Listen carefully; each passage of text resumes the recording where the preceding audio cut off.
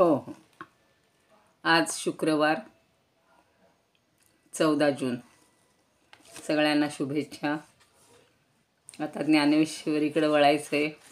तोच अध्याय आहे. तसेच जवळपासचे सगळे श्लोक आहेत. आपण थोडी आता गीतेमध्ये पुढं चालली गाडी आपली आणि याच्यात आता 28व्या श्लोकावरच्या ओव्या पाहतो आहोत की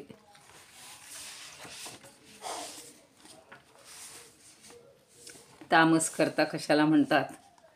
तामसकर्त्याबद्दल ज्ञानदेव जरा जास्त उदाहरणं हे ते आपल्याला सांगतात. काल 78पर्यंत 678पर्यंत ओव्या झाल्या होत्या. आता पाहणार आहोत 79 पासून. अलंकापुरी पुण्यभूमी पवित्र, तिथे नांदतो ज्ञान राजा सुपात्र. तया आठविता महापुण्यराशी, नमस्कार साष्टांग श्री ज्ञानेश्वरासी. आदौ वैभवतारकंच कथितं, श्रीकृष्णगीतामृतं हस्ताभ्यां कटिमानभानचकितं. भक्तं समाश्वासितं दातुं ज्ञानरसं हि येन जगति, ज्ञानेशरूपं धृतं वन्दे तं करुणाकरं प्रभुवरं. श्रीसंत ज्ञानेश्वरं, श्रीसंत ज्ञानेश्वरं. ज्ञानेश्वर महाराज की जय. पंढरीनाथ भगवान की जय. जय तू श्रीकृष्ण, जय तू ज्ञानेश्वर. सर्व श्रोत्यांना आणि ज्ञानेश्वरी भक्तांना सादर वंदन. काल आपल्याला 10 ओव्या झालेल्या होत्या. तामसाची लक्षणं आता पाहतो आहोत. 663 पासून काल 678पर्यंत ओव्या झालेल्या होत्या. आता आज पुढच्या बघणार आहोत. 78व्या ओवीत काय म्हणतात ज्ञानदेव. तैसे पुढिलाचे बरवे, जयाची भीतरी पावे आणि विरुद्धची आघवे हो हो निगे. त्याच्या आधीची एखादी ओवी पाहूया फार तर. नाना सुद्रव्ये गोमटी, जालिया शरीरी पैठी, होऊनी हाती किरीटी मळूची जेवी.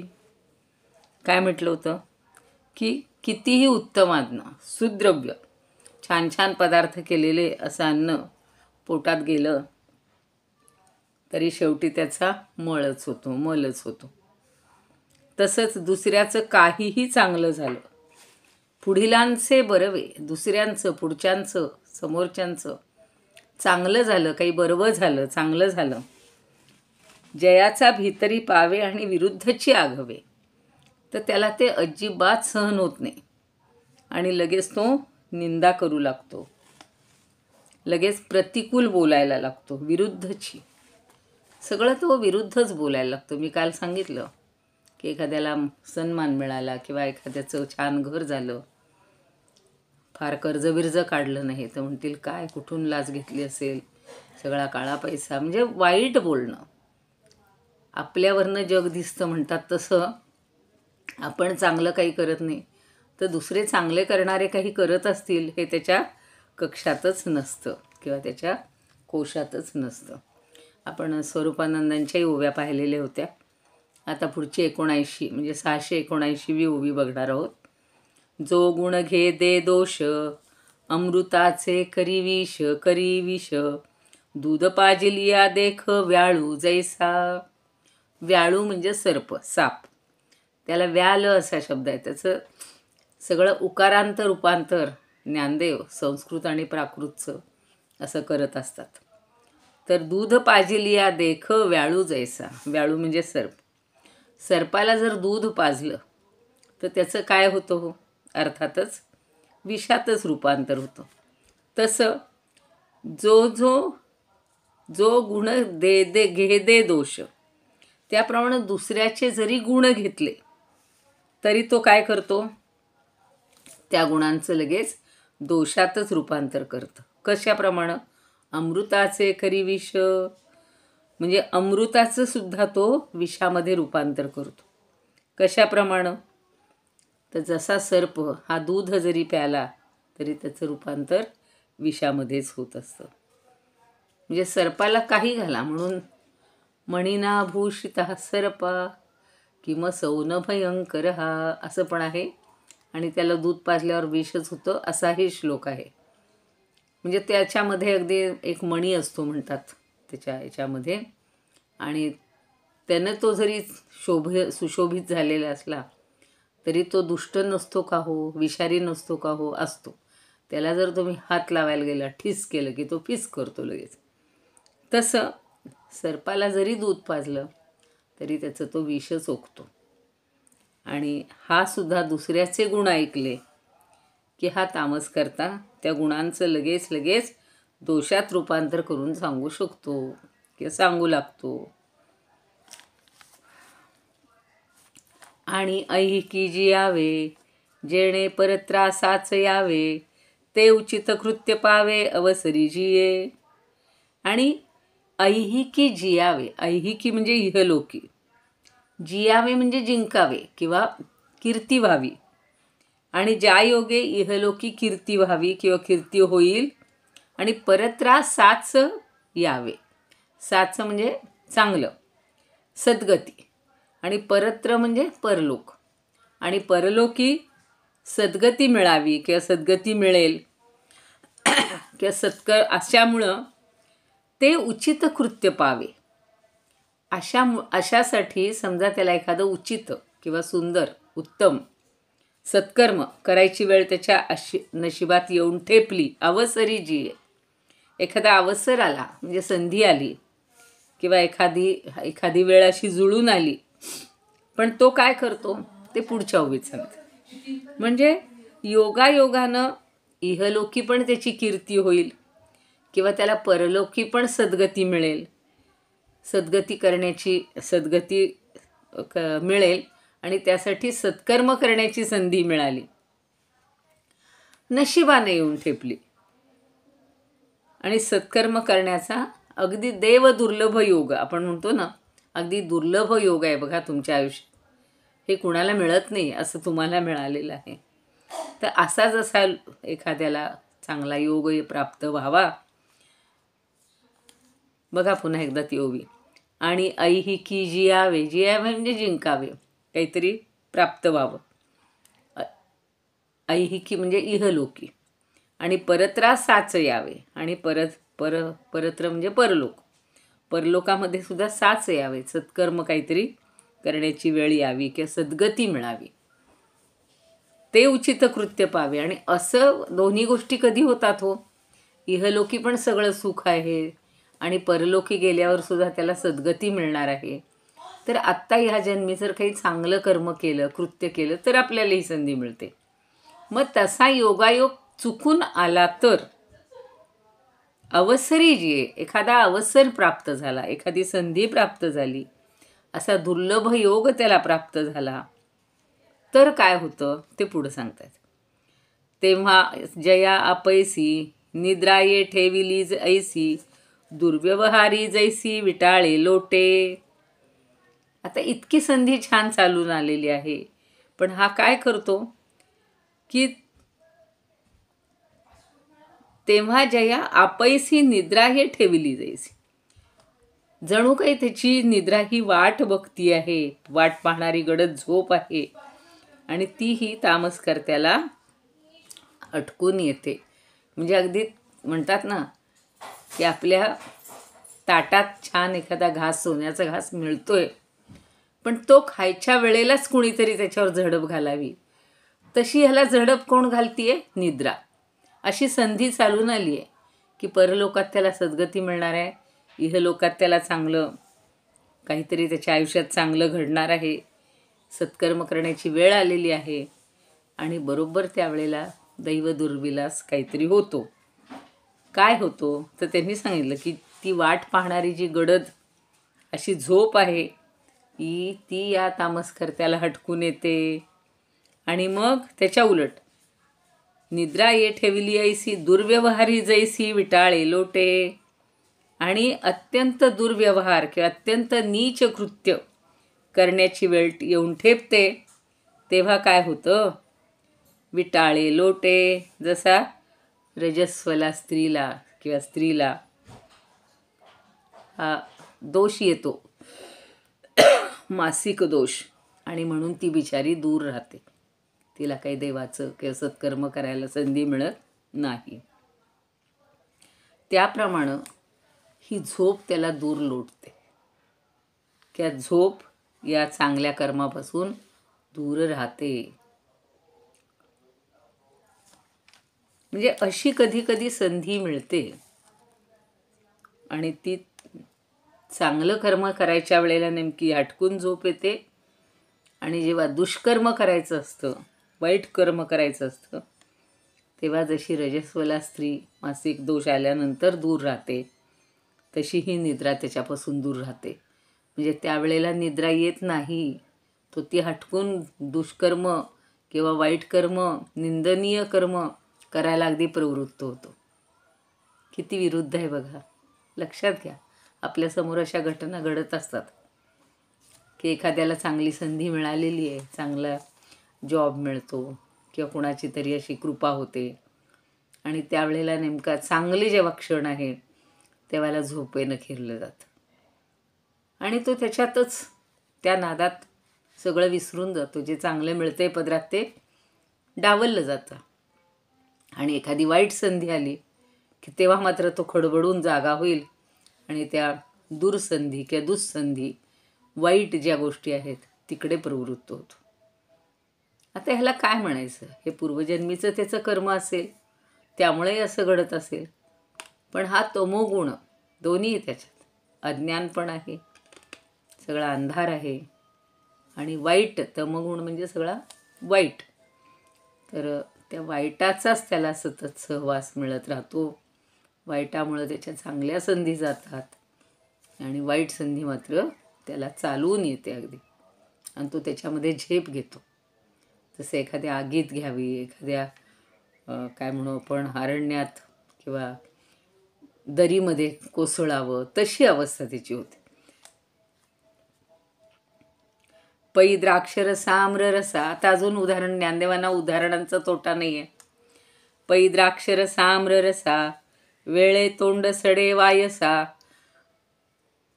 काडोळे फुटती दिवसा डुडुळाचे. डुडुळ तर शब्द त्यांना फार आवडतो. डुडुळ म्हणजे घुबड. आता द्राक्षरस, द्राक्षांमधला किंवा आंब्यामधला रस जेव्हा मधुर होतो, वेळे तोंड सडे वायसा, त्यावेळेला छान आता पिकलंय बघा, द्राक्ष पण पिकली, किती गोड असतात, आणि मग त्याच्यात खाल्लं तर कावळ्याला त्याचा आनंद होईल ना. किंवा आंबे सगळे असे छान पाडाला आलेले आहेत, ते जर खायचे म्हणलं तर त्याला आनंद होईल ना कावळ्याला. वायस म्हणजे कावळा. तर तेव्हा नेमकं वेळे तोंड सडे वायसा. तोंड सडे म्हणजे काय? तोंडाला काहीतरी त्याच्यावर आजार होतो, मुखरोग होतो, आणि मग तो त्या चोचीनं काही खाऊ शकत नाही. चोचीच त्यांचं तोंड असतं ना. म्हणजे हे वायसाच्या उदाहरणातून, कावळ्याच्या उदाहरणातून तामसाचं आपल्याला पटवून देत आहेत. किंवा पुन्हा म्हणतायत, काडोळे फुटती दिवसा डुडुळाचे. आणि हा जो डुडुळ आहे म्हणजे घुबड आहे, त्याला ती फळं का चाखता येत नाहीत? तर त्याचे डोळे हे दिवसा जातात, त्याला फक्त रात्री अंधारात दिसतं. घुबडाचं आपल्याला माहिती आहे ना. त्यामुळं दिवसा इतकं सगळं छान उजेड असून त्याचे डोळे फुटलेलेच असतात, म्हणजे त्याला काहीच दिसत नाही, आणि ती फळं त्याच्या नशिबात येत नाहीत. म्हणजे चांगलं कसं आपल्या पदरात येत नाही. काही वेळेला आपण म्हणतो का अगदी हातातोंडाशी घास आला होता, आणि तेवढ्यात तो काढून नेला गेला. काहीतरी असं घडतं. आता काहींच्या बाबतीत असं घडतं का की छान अर्ज केलेला आहे, इंटरव्ह्यू छान झालेला आहे, भले तो दुष्ट असेल पण तरीसुद्धा त्याचं काहीतरी पुण्य आहे पदरी, म्हणून थोडंसं पूर्वजन्मीचं असेल, ह्या जन्मीचं असेल, म्हणून त्याला मिळतोय तो जॉब. असं अगदी झालं, घडलं. आता उद्या जॉईन व्हायचं की इकडं कोणतरी, कोणाचा तरी मृत्यू होतो, कोणतरी टपकतं, कोणाचा तरी ॲक्सिडेंट होतो की त्याला त्या नोकरीवर हजर होता येत नाही. म्हणजे इहलोकीचं सुख नाहीच मिळत, परलोकीचं तो कोणी पाहिलेलं आहे. परलोकी तर चांगली गती मिळण्यासाठी ह्या जन्मी सगळी चांगली कृत्य करावी लागतात, सत्कृत्य करावी लागतात, आणि ती काही त्याच्या हातून होऊ शकत नाही. आत्ता सांगितलं की बरोबर त्या सत्कृत्याच्या वेळेला झोप येते. झोप म्हणजे त्याचं कर्माला झोप येते असं म्हणूया आपण. त्याचं जे दैव आहे ते झोपते. आपण म्हणतो ना की दैव देतं आणि कर्म नेतं, ही जी म्हण आहे ना आपल्याकडं, ती या इथे लागू पडते. की दैवाने दिलंय पण कर्माने नेलं नाही, त्याला मिळू शकलं नाही. पुढचं बघा. आता डुडुळ आणि वायस या दोन उदाहरणातून आपल्या लक्षात आलं की वायसाला मुखरोगच झाला कावळ्याला, आणि डुडुळाला दिवसा दिसतच नाही. डुडुळ म्हणजे घुबड. तैसा कल्याण काळू पाहे, तै तया ते आळसू खाये, ना प्रमादी तरी होये तो म्हणे तैसे. त्याप्रमाणे स्वतःचं कल्याण करण्यासाठी कल्याण काळू पाहे, कल्याणाचा काळ किंवा कल्याणाची वेळ ही येऊन ठेपली की तै तया ते आळसू खाये, की त्याला इतका आळस येतो. ना प्रमादी तरी होये तो म्हणे तैसे. म्हणजे काही चांगला क्षण आला, काही घडायची वेळ आली, सत्संगतीचा लाभ व्हायच्या वेळ आला की त्याला आळसच खातो. म्हणजे आळसामुळं तो जात नाही. अगदी जवळ आलेत बघा, संत सज्जन जवळ आलेले आहेत, आणि कोणीतरी म्हणतं या बरं का सगळ्यांनी आमच्या घरी या, सत्संगतीचा लाभ घ्या, चांगलं भजन आहे, कीर्तन आहे, महाराज येणार आहेत. अगदी आपल्याकडे अशा घटना घडतात. आणि नेमकं त्यावेळेला तो आळसात कुठंतरी लोळत पडतो. सगळे म्हणतात अरे चला चला चला, 5 मिनटं राहिली आहे, तिथं कीर्तन सुरू होईल किंवा त्यांचा सत्संग सुरू होईल. हा बघावता हाडाराडूर झोपलेला. किंवा हा म्हणतो नाही बाबा एवढ्या लांब कुठं, लांब म्हणजे अगदी जवळच असलं तरी म्हणतो नाही मी नाही एवढे पाय मुडत येणार. म्हणजे हे त्याचं तामसी लोकाचं हे वैशिष्ट्य आहे की तो ते करूच शकत नाही, त्याच्या पदरात ते पडूच शकत नाही. नाप्रमादी तरी होये तो म्हणे तैसा. किंवा त्याच्या हातून एखादा प्रमाद घडतो, अपकृत्य घडतं, आणि मग अपकृत्याची वेळ आली की तो म्हणेल तसं घडतं. म्हणजे वाईट करायच्या वेळेला मात्र अगदी त्याच्या म्हणण्याप्रमाणे सगळं घडतं, आणि चांगली करायची वेळ आली की तो असा आळसात तरी पडतो, झोपेनं तरी ग्रासलं जातं. म्हणजे दैव देतं आणि कर्म नेतं अशी त्याची अवस्था होते. याच्यावरच्या ओव्या बघूया.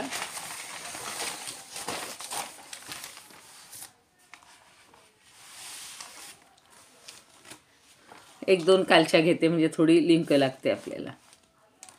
जैसे दुधा माझी मिसळता मीठ, होय ते वाईट प्यावयासी.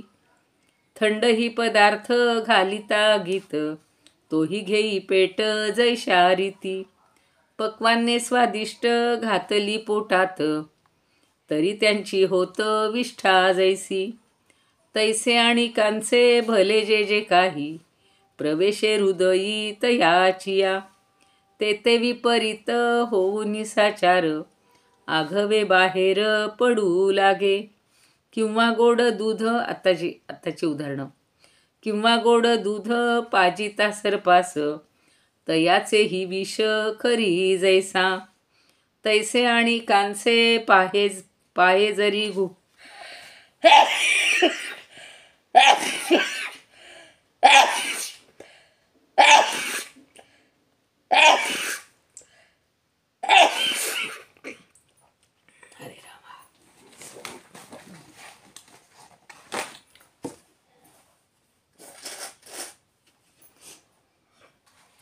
तैसे आणि कांचे पाहे जरी गुण, ठेवी तो दूषण तया लागी.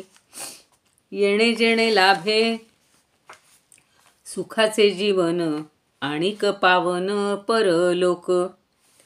ठेविल्या सारिखी ती वेळी झोप, लागे आपोआप जया लागी.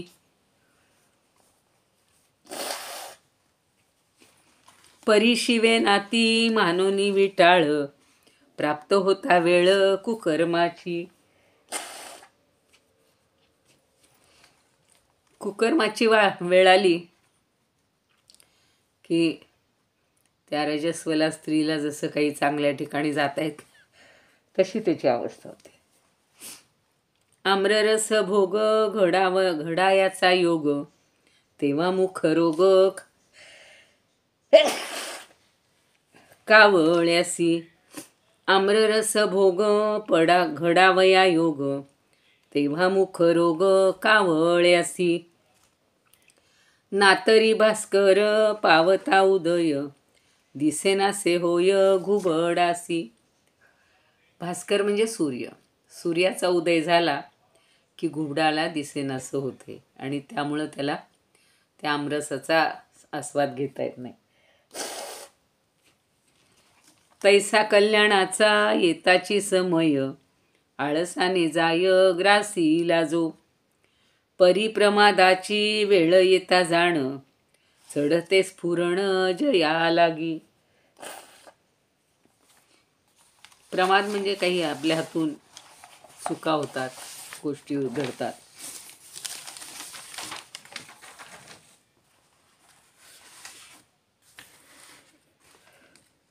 म्हणजे सत्संगतीचा लाभ व्हायची वेळ आली की त्याला आळसमध्ये आड येतो आणि वाईट कृत्य करायची वेळ आली की ते बरोबर घडतं. म्हणजे ते त्याच्या हातून चांगलं घडतं. एखाद्याला चुकीचा संदेश देणं, चुकीचं काहीतरी त्याचं भलं बुरं होण्यासाठी प्रयत्न करणं, ह्या सगळ्या त्याला गोष्टी होत असतात. आता अजून काही ओव्या आहेत बघा. जेवींची सागराच्या पोटी, जळे अखंड आगिटी, तैसा विषादू आहे गाठी, जीवाची ये जो. तर जेवींची म्हणजे ज्याप्रमाणे सागराच्या पोटी, समुद्राच्या पोटात काय होतं, जळे अखंड आगिटी. आगिटी म्हणजे वडवानळ, आग, अग्नी. वडवानळाचा अग्नी अखंड धुमसत असतो. तो कधी पेट घेईल सांगता येत नाही. तैसा विषादू आहे गाठी, जीवाची ये जो. त्याप्रमाणे या तामसकर्त्याच्या जीवामध्ये, अंतःकरणामध्ये विषाद, मगाशी सांगितलं होतं, खिन्नता किंवा मत्सर आणि विषादाच्या लाटा या सतत उफाळत असतात, उसळतच असतात. आणि तो अकारण दुःखी असतो. काही कारण लागत नाही दुःखी व्हायला. लहान मुलांचं कसं असतं बघा. लहान मुलांचं म्हणजे ते काही तामसी नसतात, त्यांचं अज्ञान असतं किंवा थोडासा लढीवाळपणा असतो, हट्टीपणा असतो.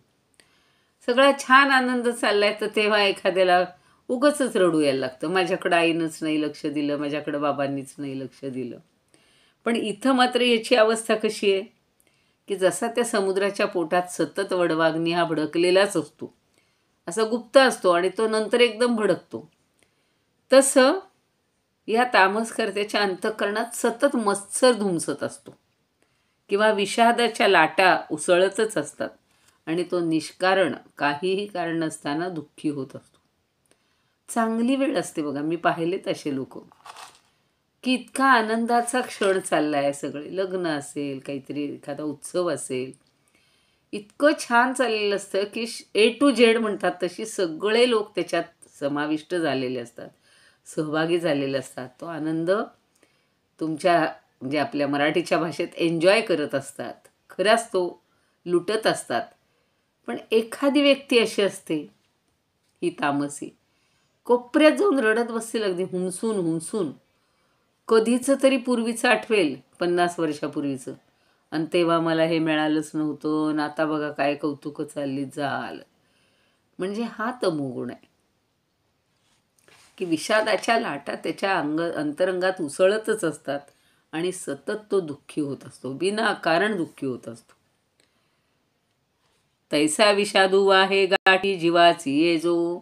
आपल्या जीवाला दुःखच करून घ्यायचं.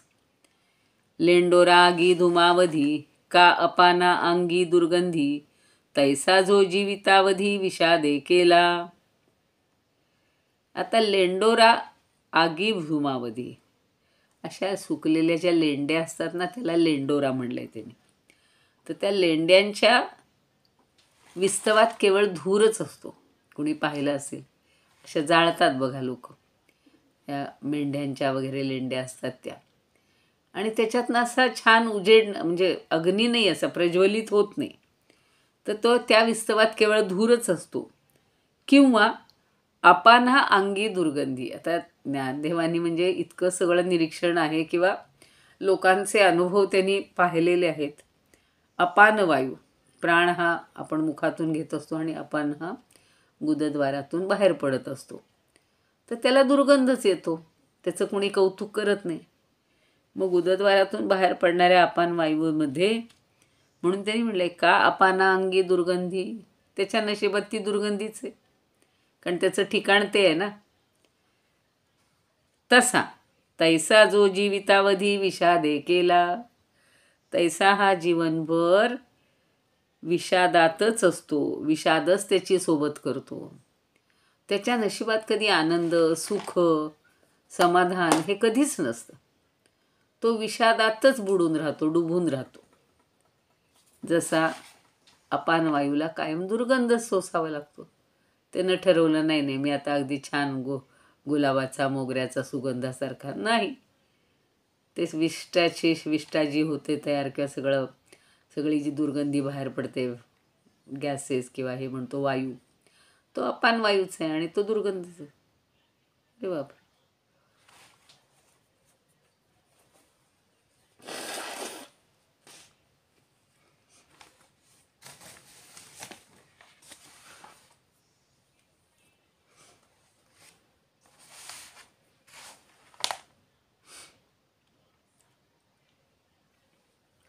तर कधी कधी त्या स्थान महात्म्य म्हणतात तसं अपान वायू हा दुर्गंधीनं युक्त असतो.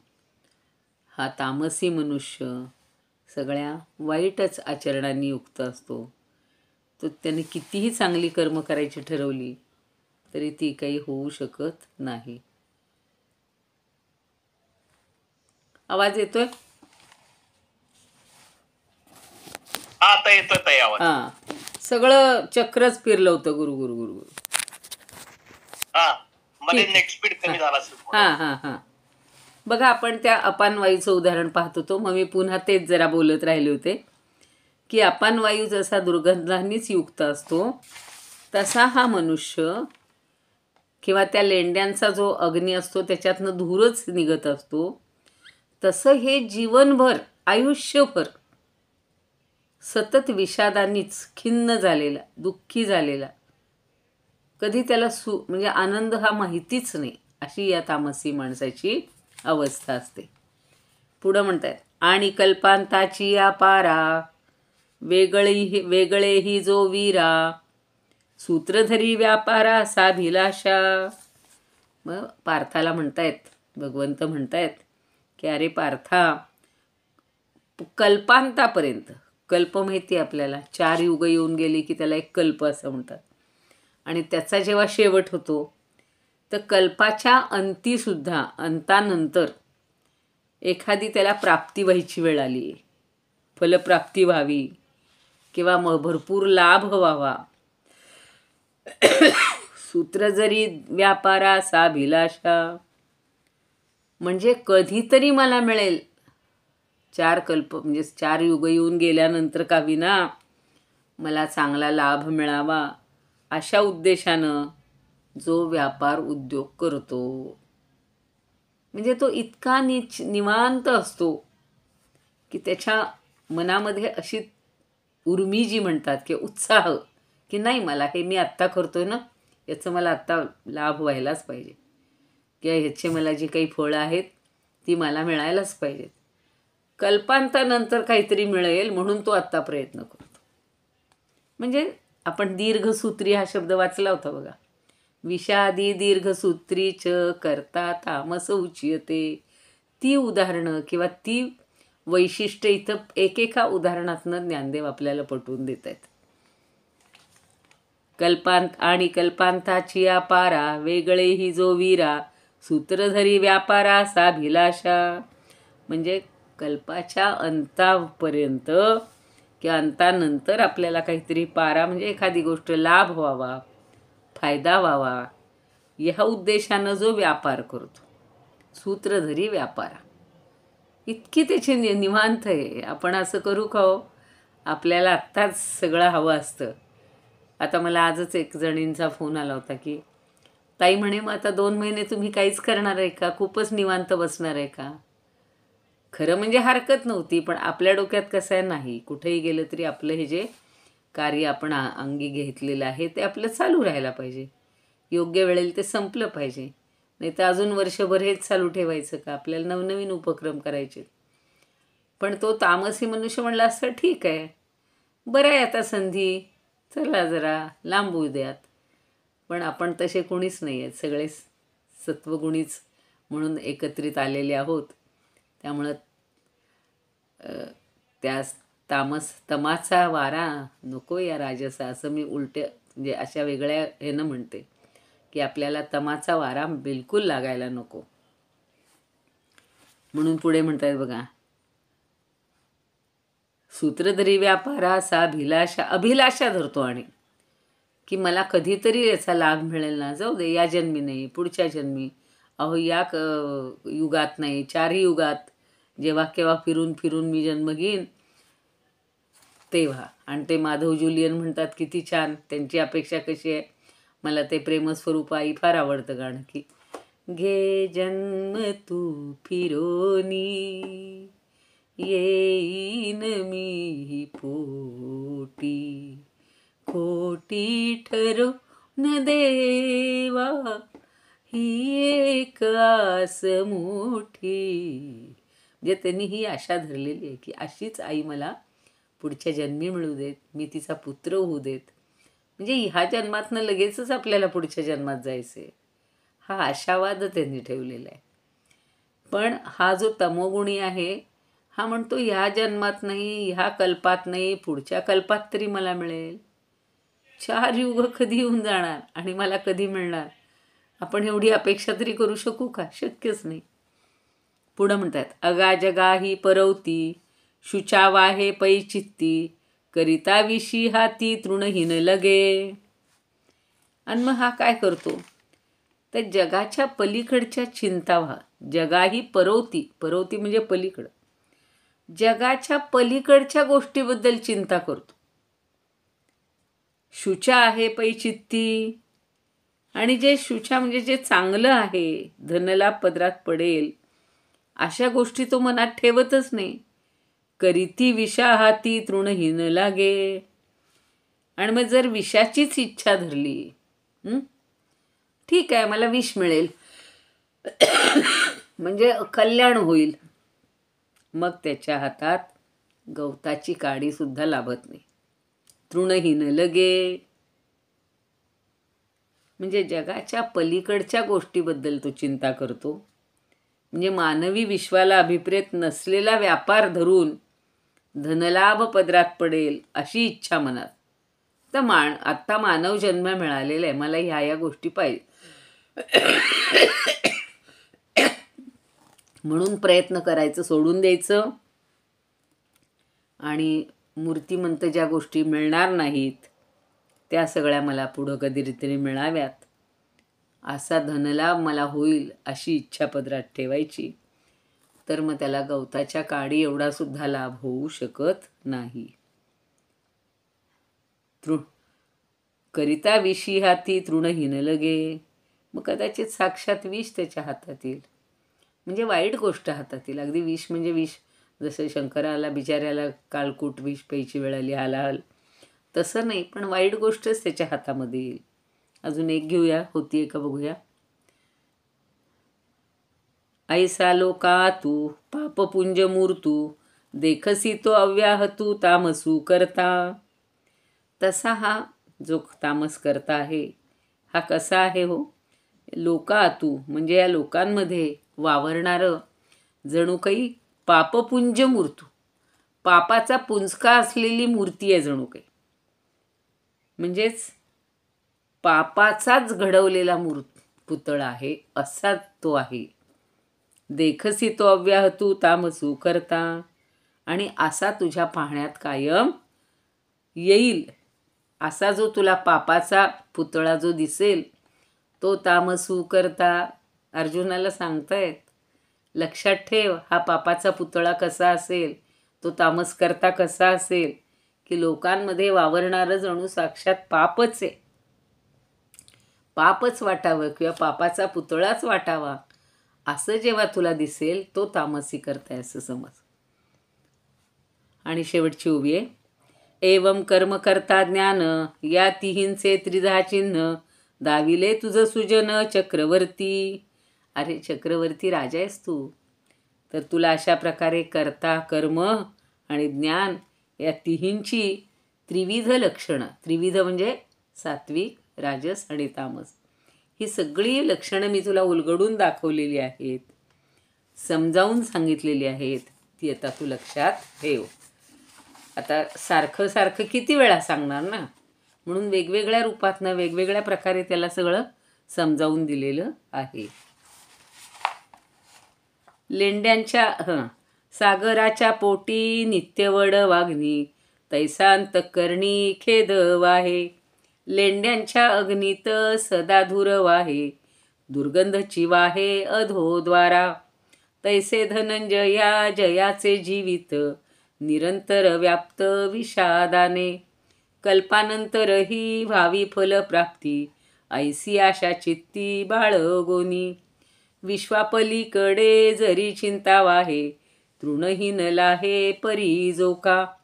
जगी पापराशी ऐसा मूर्तिमंत जाणावा निभ्रांत तामस तो. ह्या परी त्रिविध कर्म करता ज्ञान तयांचे लक्षण दाविले हे. 689 ओव्या झाल्यात. उद्या आपण 29वा श्लोक घेऊया. इदमुपकर्तुं भुवन मंडलम समुदितमिव भास्करम सादरम वंदे ज्ञानेश्वरम. त्रिभुवनमाता भगवद्गीता लोकमंगला लोकविश्रुता लोकहितं संततं ध्यायता.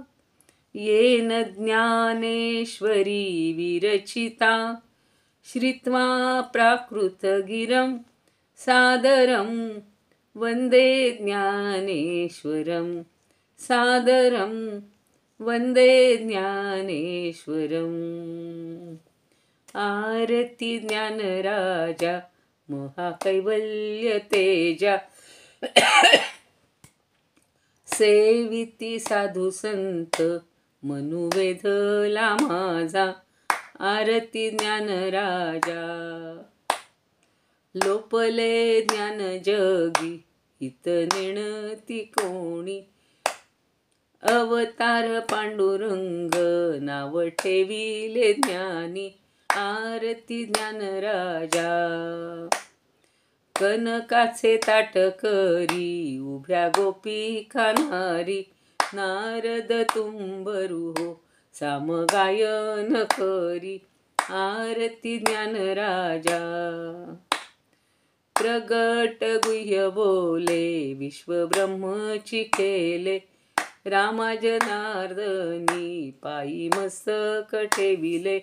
आरती ज्ञानराजा महाकैवल्य तेजा सेविती साधू संत मनुवेधला माझा. आरती ज्ञानराजा. ज्ञानेश्वर महाराज की जय.